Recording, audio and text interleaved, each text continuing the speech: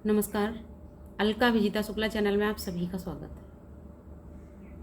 शब्द भी एक प्रकार का भोजन है।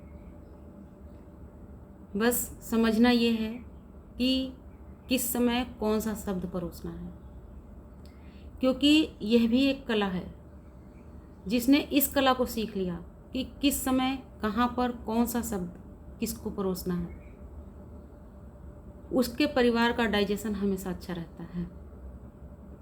क्योंकि जिस तरीके से हम खाना बनाते हैं तो अपने भोजन में हम भरपूर प्रयास करते हैं, ये सोच समझकर सारे काम करते हैं कि हर किसी को हमारा बनाया हुआ भोजन पसंद है।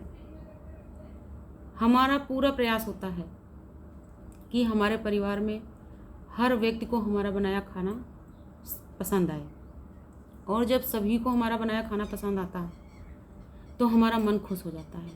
जबकि हमने जी तोड़ मेहनत की होती है, कितनी भी ठंडक हो या कितनी भी गर्मी हो, जब हम भोजन बनाते हैं तो हम भरपूर मेहनत करते हैं सिर्फ इसीलिए कि सभी खुश रहें और स्वस्थ रहें।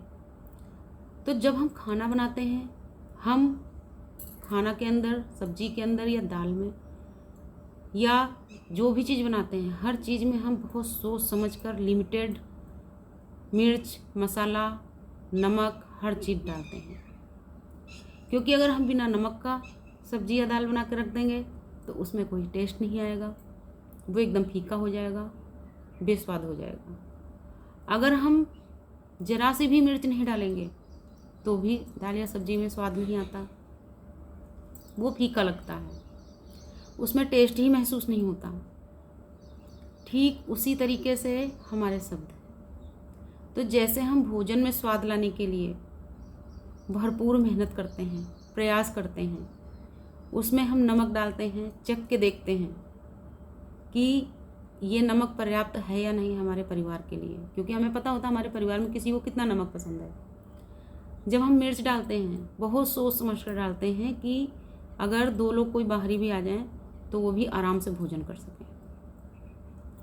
तो ठीक उसी तरीके से हमारे शब्द हैं। जब भी हम किसी से कोई शब्द बोलते हैं तो हमें बहुत सोचना चाहिए। मैंने शुरुआत में ही कहा, शब्द भी एक तरह का भोजन है, लेकिन कहाँ पर किसको कितना किस तरह से परोसना है ये जानना बहुत ज़रूरी है। क्योंकि जब हम ये नहीं समझते तो हमेशा हम गलतियाँ करते हैं। इसलिए हमें ये जानना ज़रूरी है कि हम जो शब्द किसी से बोलने जा रहे हैं वो उचित है या नहीं है। तो जब भी हम किसी से कोई शब्द बोलते हैं तो सबसे पहले हमें सोचना चाहिए और इस बात पर ध्यान देना चाहिए कि अगर वही शब्द कोई हमसे बोलेगा तो हमें कैसा महसूस होगा। हमें ये समझना बहुत ज़रूरी है कि अगर वही शब्द कोई मेरे फैमिली मेम्बर के साथ बोलेगा तो हमें कैसा लगेगा।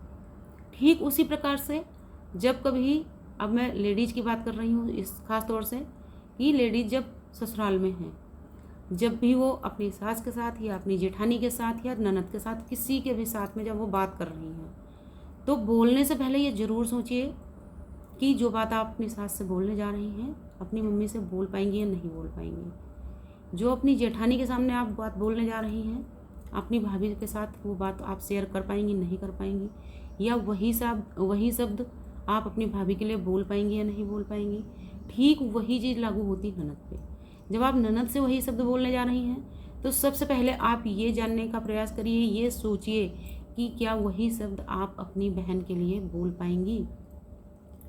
तो जब आप इन सब चीज़ों का अच्छे से सोच करके अपने मुंह से कोई शब्द निकालते हैं, कभी भी आप गलती नहीं करते।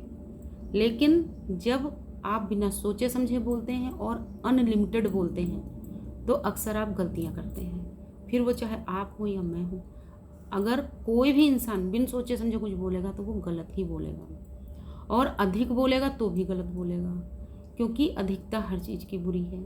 जब आप सोच समझ के बोलेंगे, लिमिटेड शब्द बोलेंगे तो गलतियाँ हो नहीं सकती, क्योंकि आपने पहले ही सोच लिया, ये विचार कर लिया उचित और अनुचित का। लेकिन कुछ लोग ऐसे होते हैं वाचाल, जिनकी बहुत ज़्यादा बोलने की, हर समय बोलने की आदत होती है, तो उन्हें सिर्फ बोलने से मतलब होता है, उनको ये ज्ञान नहीं होता है क्या सही क्या गलत है, क्या उचित क्या अनुचित, वो सिर्फ बोलते हैं। तो जब वो हर समय बोलेंगे तो उनके मुंह से उल्टा और गलत बातें ही निकलती हैं। इसलिए बहुत ज़्यादा सोचिए, हर चीज़ के बारे में सोचिए, हर बात के बारे में सोचिए, और उसके बाद में अपने मुंह से कोई शब्द बाहर निकालिए। और जब आप सोच समझ के शब्द बाहर निकालेंगे, हमेशा आपका परिवार खुशहाल रहेगा, एक दूसरे से प्रेम और स्नेह बना रहेगा, सौहार्द का वातावरण रहेगा, परिवार के अंदर खुशहाली रहेगी। तो जिस तरीके से भोजन बनाया, मेहनत की, और उसमें मिर्च मसाले और नमक का हमने विशेष ध्यान रखा, और इस तरीके से किया कि हर किसी को पसंद आए। ठीक वैसे ही जब हम अपने शब्दों को विचार के, सोच समझ के अपने मुख से बाहर निकलते हैं, तो हमारे शब्द भी सभी को मृदु लगते हैं, अच्छे लगते हैं, और वो महत्वपूर्ण होते हैं। उसके अलावा सभी को प्रभावित करने में भी कामयाब होते हैं हम। क्योंकि जब हर समय बोलेंगे, बेकार की बातें बोलेंगे, तो कोई हमारी बातों पे ध्यान ही नहीं देने लगेगा। फिर धीरे धीरे हर इंसान हमें इग्नोर करना शुरू कर देते हैं।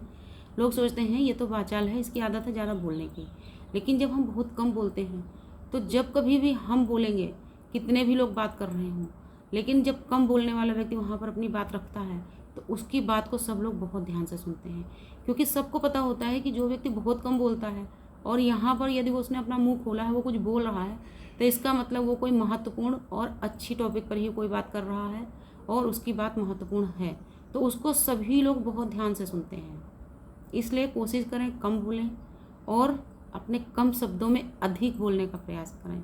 यानी कि छोटे और थोड़े शब्दों में अपनी बड़ी बात कह लीजिए, और बहुत ही अच्छे तरीके से, जिससे कि परिवार का वातावरण भी खुशहाल रहे, लोग भी खुशहाल रहें, और घर भी अच्छा रहे। नमस्कार, धन्यवाद।